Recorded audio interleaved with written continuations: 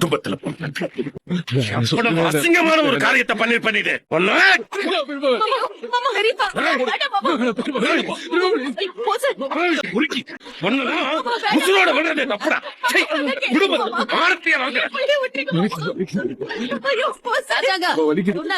வேணாயா என்ன காரியம் அவனை போட உரியன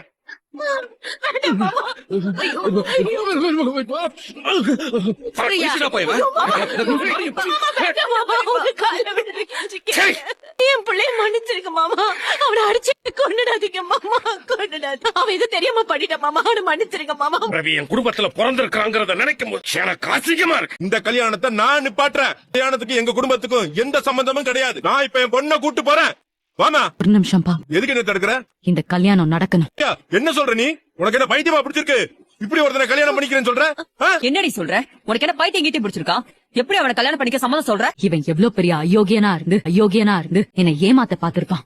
பொண்ணு பாத்துட்டு போனதுக்கு அப்புறம் என்ன வந்து தனியா சந்திச்சு உன்னை கல்யாணம் பண்ணிக்கிறதுக்கு நான் கொடுத்து வச்சிருக்கணும். உன்ன மாதிரி ஒரு பேரழகையே நான் பார்த்தது இல்ல. இந்த ஜென்மம் நான் எடுத்ததே உன்னை கல்யாணம் பண்றதுக்காக தான். என் வாழ்க்கையோட ஒரே சந்தோஷம் நீதான், அது இதுன்னு அவன் இஷ்டத்துக்கு பொய் முட்டைய அவுத்து விட்டு என் மனசுல ஆசைய உண்டாக்கி என்னை ஏமாத்தலான்னு